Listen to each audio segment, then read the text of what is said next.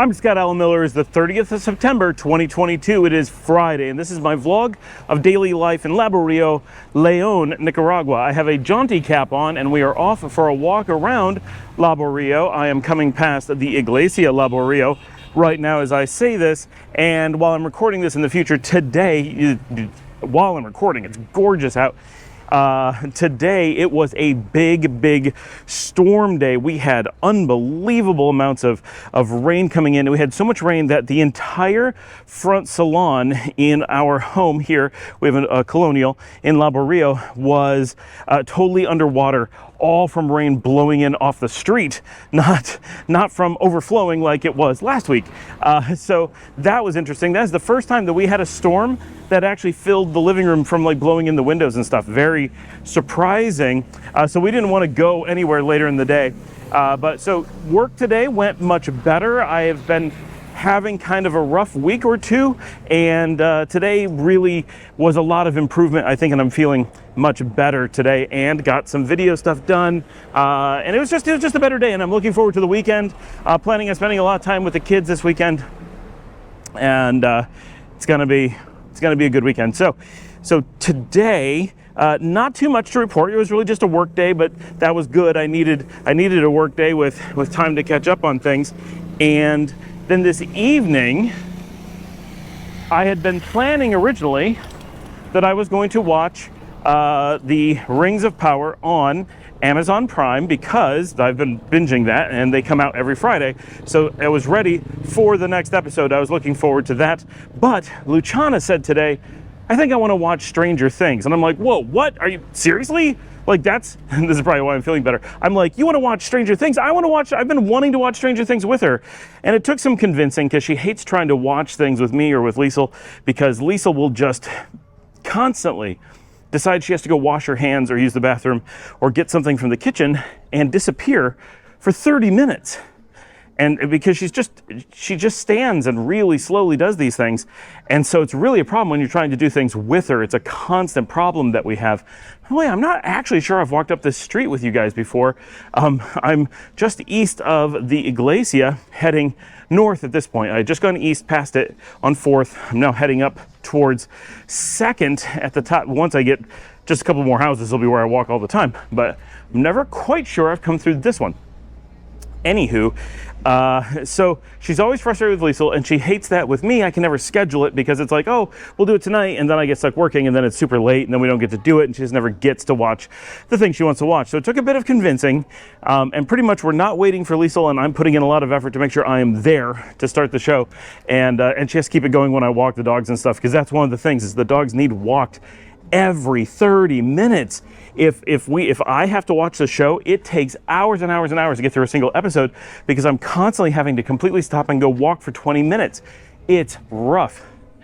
So this is one of the, sometimes you get these, like, I think it's sandstone walls that really deteriorate.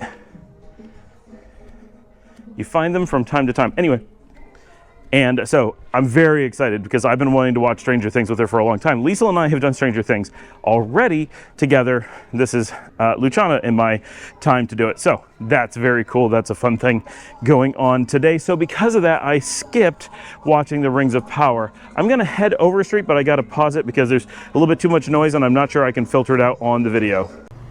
All right, it's a little bit more quiet now. If you want to figure out where I am, that is the DGI building on the corner there. That's the corporate tax offices. And as I walk along here, they've been doing this for a little while. This is a brand new sidewalk going in, and you can see how high they are as they construct it.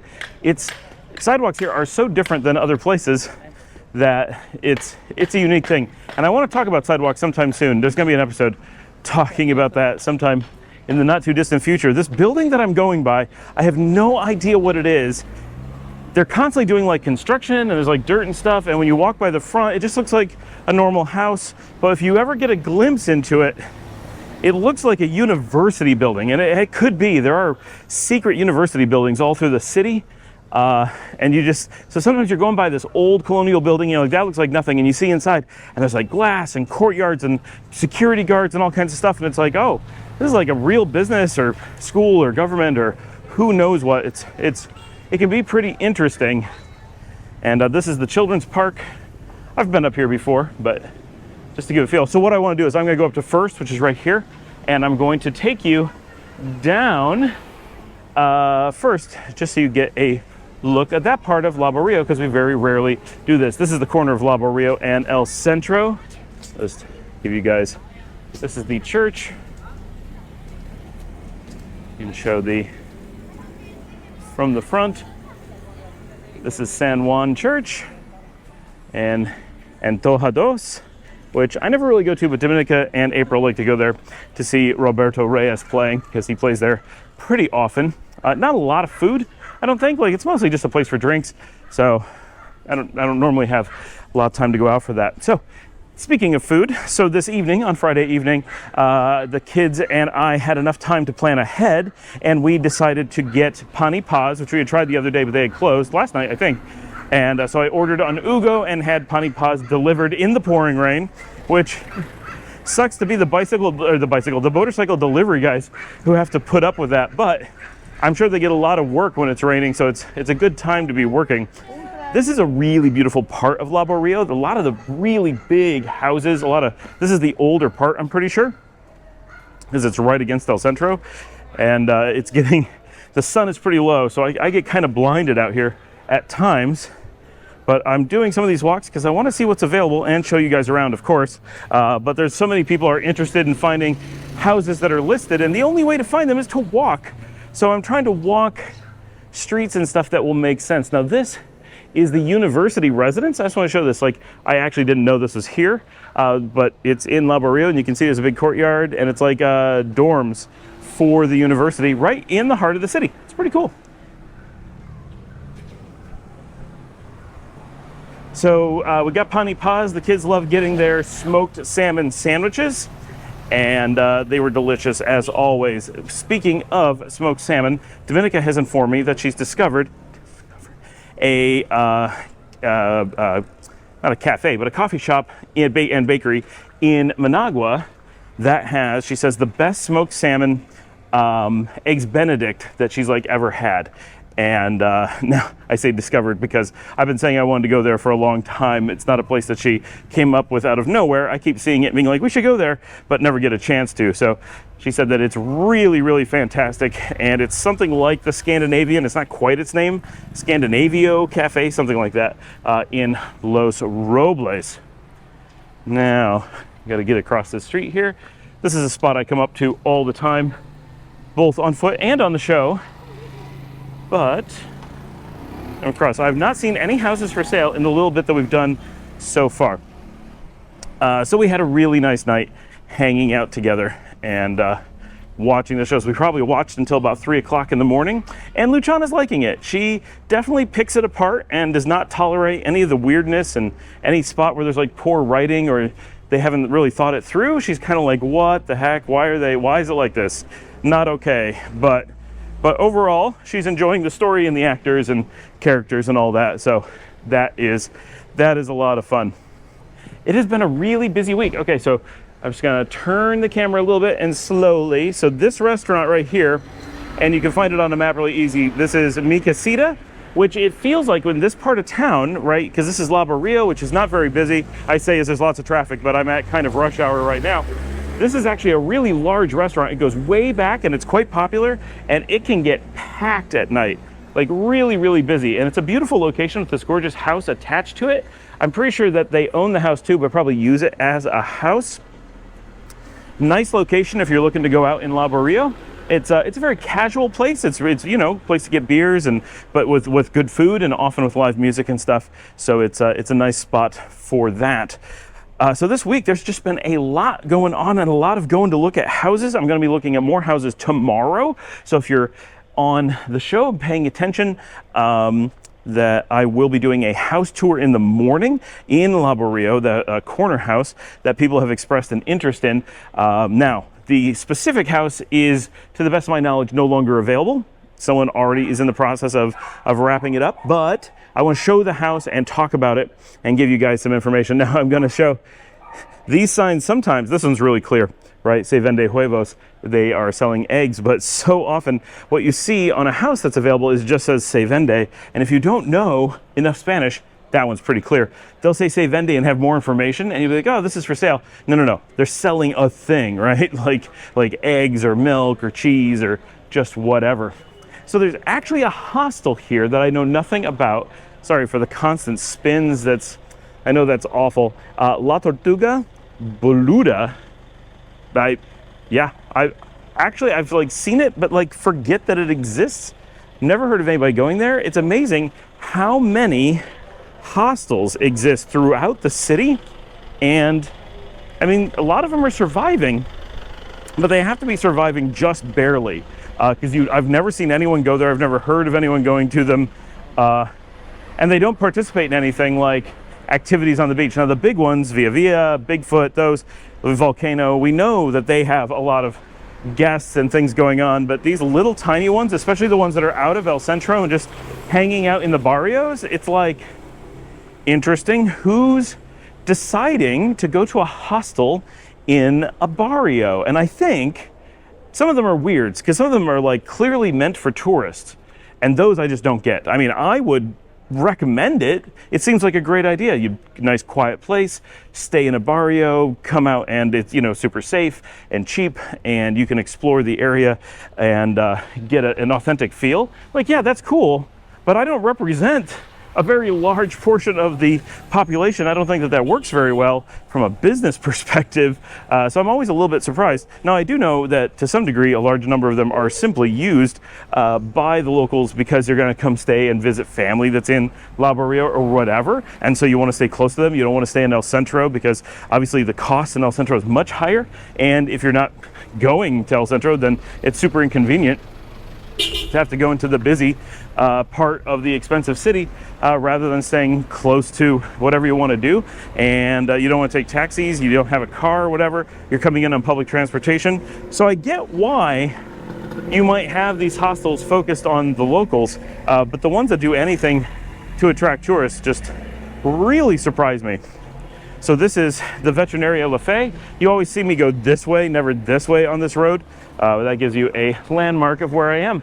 Still nothing for sale. I'm really surprised by the lack of things for sale in this little stretch. Interesting.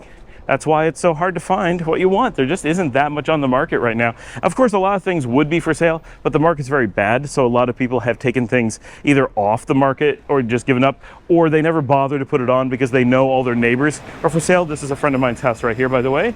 We'll wave to them. She took me, so yesterday at the parade, the girl who walked me everywhere to make sure I didn't get abducted or something, that's her house. And oh, we got puppies here. Hello. Hola, buenas tardes. So a lot of people just don't bother putting their houses on the market. So that's one of the things that makes real estate sales so difficult here in Nicaragua, is especially now. There's always the problem that things aren't listed online. There's no MLS. There's no, we have this laundry list we always talk about. But one we don't talk about very often is the number of places that people would have on the market if the market wasn't so terrible. So, and they don't want to put any effort into it because they know it's a 1 in a million chance to be able to sell. And that's what we found on the beaches when Paul and I were here a year and a half ago. We went to the beach and we're like, what's for sale? And the guy's like, everything's for sale, just nothing's listed. So you really have to figure out what you're interested in, find a way to track down the owners, then you'll be able to take a look at it. The upside is if you put in that effort, you're the only one, right? There's nobody else talking to them. So you're not in competition. You simply have an opportunity to negotiate a price. There's some advantages to that, but it's an awful lot of work. It's a completely different experience than you are used to anywhere else, right? Where if something's for sale, it'll be listed for sale. Of course, even in the United States, you can walk into any subdivision, walk up to any house and say, I will pay you for this house. And it's up to them to say yes or no. But 99% of the time, they're going to say no unless you're paying an absurd price. Here, well, there's a lot of people who would sell if they knew they had a buyer. And there's also a much higher opportunity to give an absurd price. So the market's different. Everything about the market's different. And that's just something you kind of have to accept, that doing any house purchasing or selling in Nicaragua is going to be based on a lot of factors that you are not used to from anywhere else. I'm kind of going up and down the sidewalks here because I'm blind from the sun and I don't want to get clipped by a car that I can't see because it's really bright, so I'm trying to stay in the shade. And I'm almost at Sutiaba. I'm at a point where I'm looking at Sutiaba down the street. I'm really trying to pay attention to these houses and I'm not seeing anything. Here, they will be selling carne de bajo on Sundays, I think they said. I didn't look very closely. And so a lot of the process in looking for and purchasing a house here really comes down to a necessity to work within Nicaraguan culture for this. That's one of the most difficult things, is that almost all of our accepted norms, I want to turn the camera around, this house is really cool, and when you walk by normally you're too close to it and you don't notice how big it is and how beautiful these trees are, and like gorgeous upstairs windows. Like that's a really modern window. You can see some of them are open so you can't tell, and a dog, and you can see it goes way far in. It's just huge structure. So often you walk by on the sidewalk, like this building I'm next to, you have no idea. It could be tiny, it could be huge. You can't tell because you're on the sidewalk right next to it. When you're farther away, sometimes you're like, wait, there's a big thing. Buenas tardes. There's a big thing right there that you didn't know. I know in Guadalupe I get that a lot because the sidewalks are very tight. And so you tend to end up not being able to see what you're standing right next to. And so some of the differences here. One is that negotiations are going to be much more complex. No one's going to just give you a straight price.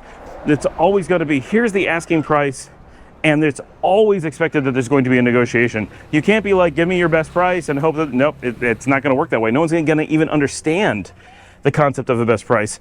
And it wouldn't be safe for them to do so, because if they did, most people they were talking to would still come back and argue for a lower price. They would attempt to negotiate from that and would not appreciate the fact that they were given the lowest price up front, even if they asked for it. So it's a complex situation where you have to work within the culture. There's none of these are for sale. It's just, what a gorgeous stretch. I've shown these before, but I love this lineup of houses right here. None of them are epic. They're just really cute in a great little spot. And there's nice ones that I'm standing right at too, but I can't get, the camera's just too close to them. And so you, in the US, you can do the opposite, right? Everybody can just give a good price and not even haggle at all, and just, look up and see if it meets market value and go from there. And part of that is because there is market value. Here, there is no really solid market value to work from. So the seller doesn't really know what it's worth. The buyer certainly doesn't know what it's worth. And it really comes down to this loose combination of what we feel the market is, where we feel the market will go, what the seller is willing to do, how much the buyer wants the house, and it's much more emotional than, this is a really modern spot just nestled in here. I don't know if you can see it at all. It's not for sale, but it's a really cool new feeling house nestled in to, that is a ruta, public transportation around the city. Down at the end of the street, you can see the radio tower just before the Central Park, and then the Basilica just after. It kind of gives you a landmark of where we are. This is the first house I've seen for sale here in the neighborhood. Hopefully I can stand on the street without getting run over. So it's this door here and this garage door here. I'm gonna get in a little bit close. This is a great part of town. From the outside, I cannot tell you anything about this house, but I can tell you that the number is 84629550. That's more for my reference than for your guys's. I don't know any of you that are going to pop in and make a phone call to a Nicaraguan number, but just in case, there you go. Wow, I can't believe that whole way it's the only one. That's really surprising, but really great location. I am at essentially the northwest corner of La Barrio. That block is the last one. Technically, the houses behind them are still La Barrio, and I am at the Sutiaba intersection, so I'm going to walk to the intersection and show you exactly where I am, so you have this landmark. But this is a really great location, and you will recognize it. If you owned that house, you would end up on this show a lot, because I quite often come, not where I'm standing now ever, but so this is First Ave looking east. It's First Ave South looking east here in Leon. This is the northernmost road of La Barrio. This is 8th Avenue looking north. the big pink building, and that is Parque de los Indios, which I film in quite frequently. And this, I want to give you an idea of the drop off of this sidewalk. This sidewalk is at those girls' head level. That's how high up this sidewalk is. And that is Dos Que Tres, the bar. There's a couple clothing shops, and there's a billiard hall right down there. So there's a lot of this. There's a lot of this need to really understand, whoa, we got a kid who wants to be on the video. Everyone wants to be on the video. Oh, now they're running. Okay. All right, we're popular today. So there's a lot of this need to really understand the local culture and the market and really have a good feel for what it is you're looking for before you can get into any amount of negotiations, because it is just so, hola, it is so different. And that's really the hardest thing, I think, is not navigating any legal issues or legal frameworks. There's some complexity there for sure, but much more so, the issue is attempting to figure out the cultural needs of doing business in Nicaragua for a house, because there are certain expectations, and no matter what you bring to the table as a foreigner, it's not going to be understood most likely, and in many cases not appreciated. Not necessarily in an upset sort of way, but in that you may think you're doing people a favor or trying to be simple or trying to, and you can't. It just doesn't work that way. And it's an easy spot where I think a lot of people come in with a certain amount of, well, we know how to do it better in America. We're going to improve things. We're going to be better and be really great buyers here in this market. And I'm going to spin the camera around now because I'm about to go into the sun and you want to be facing the other way. So here we go. All right, so this is 2nd Ave in La Barrio, and we are heading east, which I walk this one all the time. So no surprises here really, but it's a nice time of day to do the walk. And it's really dangerous, I think, to have that mentality, because in some cases it's that we don't understand why things work the way that they do here, and in some cases it's that even though, yes, maybe they don't work in a great way or in the best way, it's how they work, and we're not really in a good position to change them, even if it would be for the better. And that's not always the case. Now, I would agree, the way that Americans negotiate on things helps make the market move quickly and smoothly. One of the things that regions that haggle on price heavily are universally associated with being very poor economically. Are the two things directly related? Yes, almost certainly. When you're able to go to the market and get a fair price and compare prices between multiple places very quickly and make your decisions rationally, you're able to shop effectively very, very fast. And shops cost less to operate. When you have to haggle for every little thing, it forces that the cost of buying and the cost of selling become much, much higher. And I'll give you an example. If you have an egg and you want to sell it for $1, first of all, that's a really high price, but you want to sell an egg for $1. In the United States, you would simply put $1 on it, and the person who wants to buy it has to choose. Do they want to pay $1 for an egg or not? That is it. It doesn't require a bunch of human interaction. The seller does not need to become involved and have to get paid by the hour to deal with the conversation about the egg, and the buyer does not have to waste time finding out what the price is, because that's really what the situation is. Haggling is a complex situation of finding out what the price actually is. And it's just a hidden price, right? The real price is held back so that a long, costly process of haggling has to go on. So at an extreme, we will say that they have to spend 15 minutes discussing the cost of an egg. Now let's assume that each person earns $4 per hour.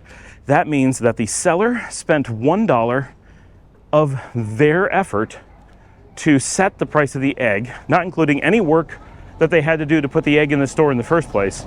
Just the price setting process cost $1. And the buyer also had to spend $1 to find out the price of the egg. That $1 egg, if it then sells for $1, will have a total transaction cost of $3. The seller will have not made a penny because they will have spent every penny that they should have earned in profit completely wasted in their effort to set the price in the first place by their own decision. The buyer will have spent $2 to have acquired the egg. So in this scenario, which is pretty extreme, but the point is it's very easy to see mathematically why nobody wins when you haggle. The only winner is other economies, right? Your competitors pull ahead when they don't haggle compared to you, because you simply increase the overhead of doing business. You don't add any, there's no benefits to it, right? You don't get better prices, you don't get better service, you don't get faster service. And it's not only did they spend $1, they had a inability to project how the process was going to go. They can't schedule their day because they can't run in and do it quickly. They can't, just everything becomes less smooth, and all those things impact an economy. When that little thing is magnified across huge economic scenarios, it becomes insanely costly to do business if you have to haggle over little things. And I know here in town, going to buy bananas at the market often involves haggling. And that means that something so cheap as fruit falls under the it's too expensive to bother buying it. And that's a major problem, right? Because you have buyers who are simply like, I'm not going to buy it because the seller will make it so expensive that I'm not interested anymore. And the sellers don't realize that they're losing customers because those customers simply stopped coming, and they just assumed that they weren't going to come anyway, when in fact they drove them away by making it too costly to buy their goods.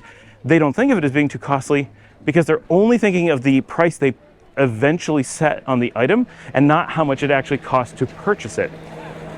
So there really is a correlation, I believe, between the two. Markets that have good economies immediately sense how expensive and dangerous it is to haggle over things.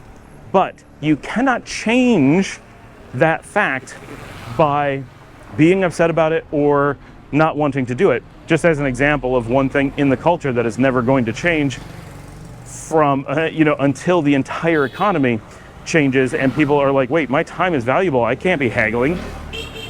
Haggling only is a function of people who are bored, right? People who don't value each other's times or don't value their own time, right? Because the moment you value your own time, you find haggling, regardless of which side of the table you're on, to be immensely expensive and annoying, because you know that you're losing money and you haven't even made the purchase yet.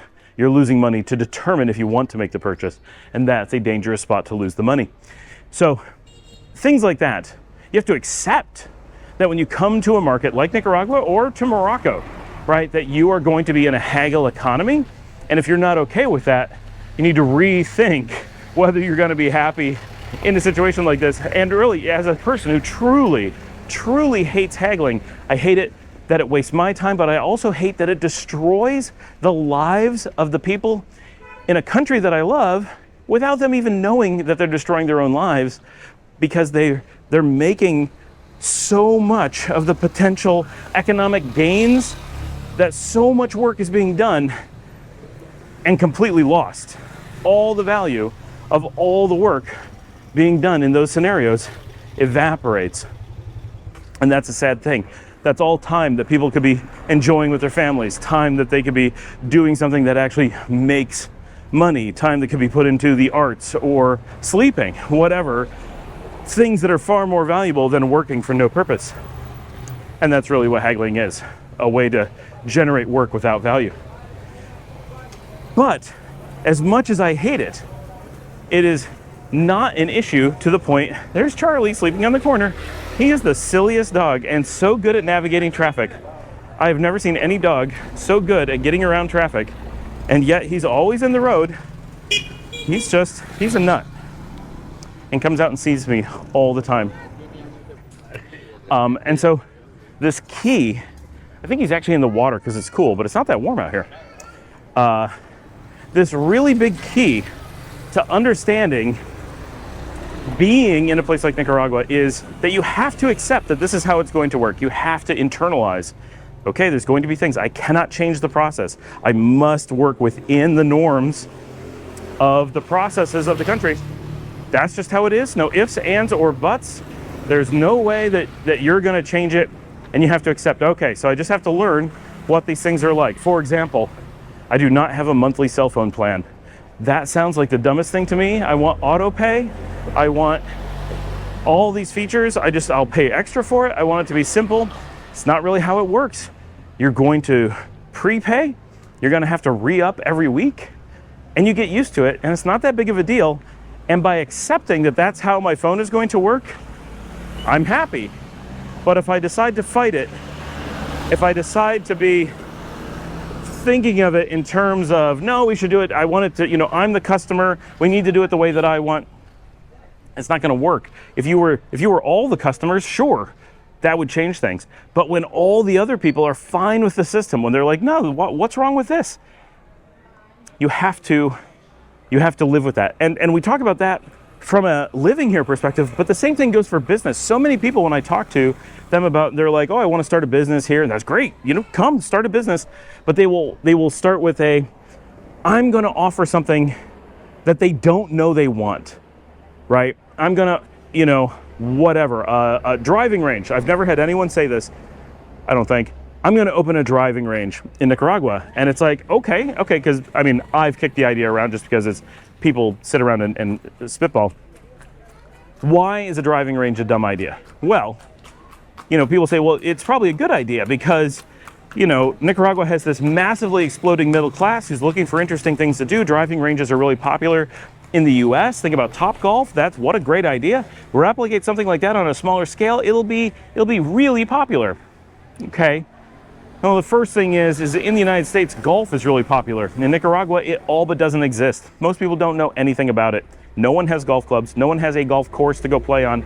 You have this entire lack of infrastructure around having a driving range. What is the purpose of a driving range when you don't have golf to drive to prepare for? Oh, wow, that really changes everything.